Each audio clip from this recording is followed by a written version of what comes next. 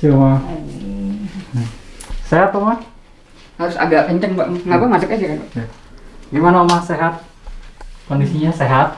Sehat. Ya ininya yang Maya pinggangnya sakit. Ya, cuma belakangnya masih sakit. Tapi sekarang gimana? Udah agak enakan atau masih sakit? Apa loh? Masih sakit apa enggak Oma? Masih sakit. sakit. Ada harapan untuk pemerintah, Oma, apa yang ingin disampaikan kepada pemerintah? Apanya? Harapan untuk pemerintah apa Oma? Ada yang ingin disampaikan? Rumah aja. Karena tanggal 1 ini ya Oma ya, kita harus pergi. Oma pengen rumah. Rumah. Biar nggak bayar kontrakan lagi ya Oma. Sama bantu apa? Kesehatan Oma. Sama kesehatan ya.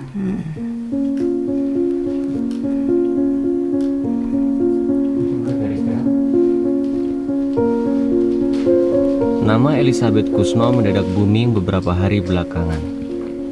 Ya, istri ajudan Presiden Soekarno ini sempat putus asa dan tidak tahu lagi akan tinggal di mana. Oma boleh pegang sebentar buat foto. Sebab ia dan keluarga tak sanggup membayar kontrakan yang habis masa sewanya pada 1 Juni mendatang. Mirisnya lagi, sang pemilik kontrakan sudah mendatangkan pemborong mengingat rumah tersebut akan segera dibongkar. Sekarang kita dapat informasi kurang sedap. Katanya Bu Kusno tinggal rumah pribadi atau Rumah kontrakan. Iya, jadi kita kebetulan tadi kita tinggal di kontrakan petak itu daerah Pondok Cibubur. Sampai ada datang dermawan suami istri itu yang tidak tega katanya melihat Oma itu kalau semasa BAB itu berdiri, karena kan WC di kloset di sana kan jongkok, sedangkan Oma udah nggak bisa jongkok. Jadi ya beliau merintahkan saya suruh cariin satu rumah yang ada kamar mandi di dalam dan terutama itu kloset duduk, dan sampai dapat rumah ini. Perhatian dari pemerintah mungkin sejauh ini gimana terhadap Dari pemerintah pusat dan daerah sendiri?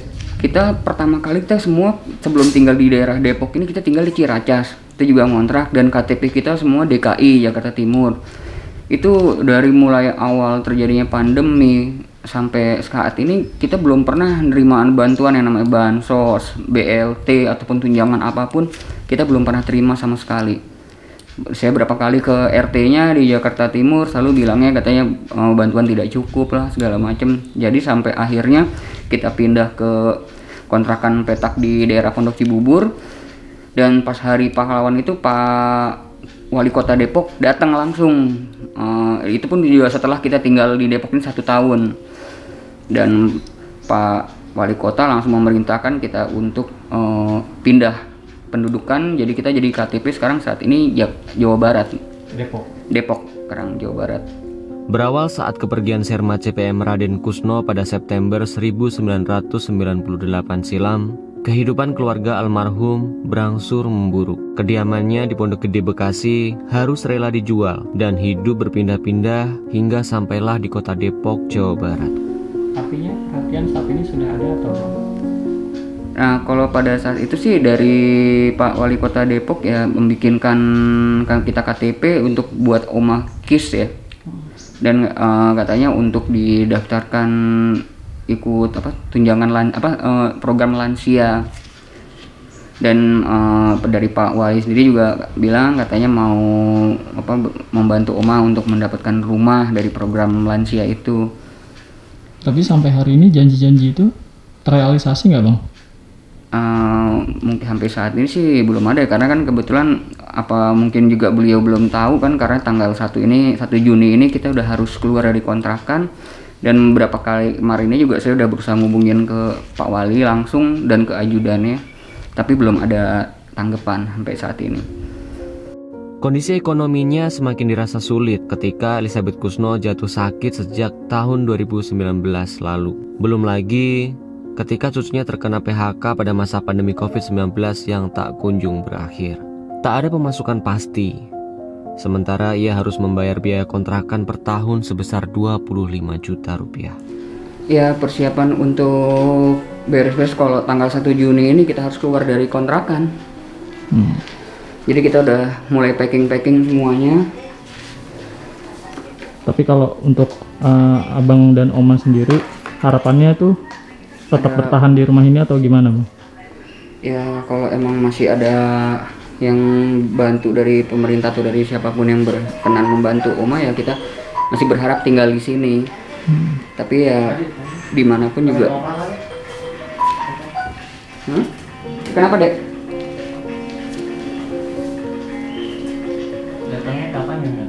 Belum. Tadi sih bilang itu di jalan, tapi mana? Bisa lagi hubungin. Oma sendiri sebenarnya dapat nggak sih kayak dana pensiun itu sebenarnya? Selama almarhum hidup itu almarhum belum pernah dapat tunjangan dari veteran, dan sampai sekarang pun juga baru saya urus tuh kemarin ini Pak, baru dapat bulan Februari 2021 itu pun baru saya urus dan dapat tunjangan veteran tuh golongan A 907.000 per bulannya, baru di tahun ini aja bulan Februari. Jadi sebelumnya itu tidak pernah dapat sama sekali tunjangan. Jadi ketika Opa masih hidup pun Oma Sama. nggak ada dana tunjangan sebagai? Nggak ada. Kita jadi Opa juga nggak urus veterannya juga nggak diurus dulunya. Karena nggak diurus. Karena nggak diurus. Kemudian baru dapat lagi Bulan Februari ini 2021. 2021. Jadi Oma ikut anggota sekarang veterannya ya, baru terdaftar. Elisabeth Kusno merupakan istri dari Raden Kusno, mantan pengawal Presiden Republik Indonesia. Ialah ajudan pertama yang siap memasang badan ketika Soekarno mendapat serangan dari luar. Bahkan, ia pernah tertembak 2 kali, yakni di bagian perut dan juga kaki. Sementara, 4 orang temannya dinyatakan gugur pada saat itu. Serma Kusno meninggalkan seorang istri bernama Elisabeth Kusno yang dinikahinya pada 1950. Elisabeth Kusno merupakan keturunan Belanda Indonesia dan ibunya berasal dari Purworejo. Serma Kusno tak banyak yang tahu akan sejarahnya. Akan tetapi, ia adalah pengawal pribadi yang ditunjuk langsung oleh Bung Karno pada masa awal kemerdekaan Indonesia, di mana usianya masih belasan tahun pada saat itu. Kusno dipilih langsung oleh Bung Karno lantaran pernah berjuang bersama di sejumlah peperangan masa kemerdekaan. Ia juga merupakan anggota pasukan dari Jenderal Sudirman. Cucu dari almarhum Serma Kusno menceritakan, mendiang Kusno memang tak banyak dikenal oleh publik tentang keterlibatannya dalam perang. Namun, ada banyak bukti bahwa opanya tersebut merupakan salah satu pengawal Bung Karno pada masa 1950 sampai 1960-an. Ini nomor NRP-nya 221510. Tahun 51. Ini apa SIM ya, SIM militer ya, atau apa nih?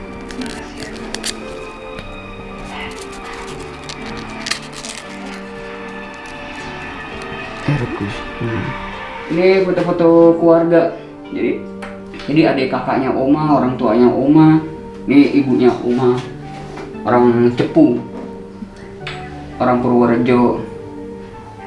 Yang sebelah sana itu bapaknya. Ini foto suaminya Oma. Itu kakak-kakaknya Oma yang ada di Belanda sama ponakan. Ini keluarga besar Oma di Belanda. Ya, dengan adanya tuduhan berita hoak tentang yang beredar di media sosial di mana-mana di lingkungan kami ini itu sangat merugikan kami banget dan membuat. Ini seperti apa tuh? Dibilang katanya anak dan cucunya Oma itu yang katanya Oma dikasih rumah dan uang ratusan juta, sampai ada yang bilang 1 M, dan itu rumahnya dijual oleh anak cucunya, jadi oleh saya atau mama saya sebagai anak dan cucu. Padahal kenyataannya itu semua nggak benar. Kalaupun emang benar, buktinya kan bisa kasih bukti. Apa buktinya? Kan nggak mungkin orang menyerahkan begitu aja rumah atau uang dalam bentuk besar itu tanpa ada foto ataupun dokumentasi. Dan kami atau saya, mama saya, Oma juga bersedia diproses hukum apabila semua yang bantuan orang berikan itu benar. Sampai detik ini kami tidak pernah menerima, bahkan sampai kita dapat berita katanya lingkungan segala macam kemarin semuanya itu pada banyak ngebantu. Itu pada saat itu emang benar ngebantu, pada saat Januari aja hanya sekali itu aja. Dampaknya bagi pihak keluarga apa sih Bang atas tudingan yang tadi itu? Jadi ya sekarang mama saya, istri saya, semua anak saya jadi pada tertekan Pak, jadi pada stres, jadi malu juga. Terus di media sosial juga kita jadi dihujat orang, di FB juga dihujat. Jadi disangkanya ya saya mama saya itu yang nggak benar, tidak menyampaikan ke Oma langsung. Padahal pada kenyataannya bentuk apapun yang disampaikan orang atau ada orang yang membantu itu langsung kepada Oma, dan Oma sendiri semua yang megang apapun bentuk bantuannya. Jadi tidak benar kalau itu yang pegang anak dan cucu, itu tidak benar, semua melalui Oma. Walaupun ada orang yang mau ngirimin uang Oma melalui rekening Oma, itu pun juga Oma yang pegang ATM-nya apa semua, itu semua Oma. Jadi kita sebagai anak cucu itu hanya ya kalau Oma suruh atau Oma kasih ya baru kita terima, tapi kita tidak pernah mengatur semua itu. Jadi kondisinya Oma masih sakit, cuma belakang aja yang masih sakit. Hanya itu. Tapi kalau untuk makan ada yang dirasa nggak Oma? Untuk makan ya? Ada yang dirasa? Makan biasa. Tapi kata Oma ulu hati ya sakit. Ya. Kalau nelen ya. Ya. Selain itu apa lagi yang dirasakan Oma? Dirasakan ya, darah tinggi. Saya punya gula sama mah. 3 macam. 3 macam.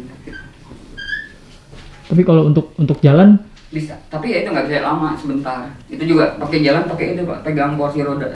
Tinggal 300. Ntar lagi paling sore udah mati.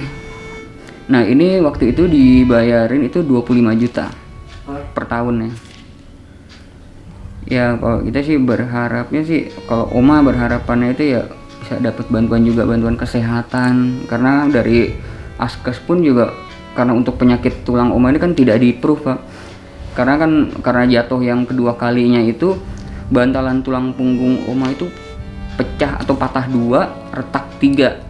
Dan itu kita langsung dibantu pada saat itu oleh Pak Kasat Andika yang ngebantu. Itu pas bulan Juni tahun 2020. Nah selanjutnya itu sampai sekarang ya karena kita Askes tidak di-approve, jadi udah nggak ada kelanjutan pengobatan lagi. Makanya mulai sekarang nih Oma kambuh terus. Jadi kita berharap ada bantuan dari pemerintah untuk kesehatannya. Bang, yang menginfokan untuk mengosongkan rumah yang dikontrakan saat ini itu dari mana sih Bang? Dari pihak pemilik. Alasannya apa Bang? Ya alasan pertama ya karena kan beliau tidak mau diperpanjang karena ini bangunannya sudah terlalu tua dan juga mau ditempatin sama anaknya.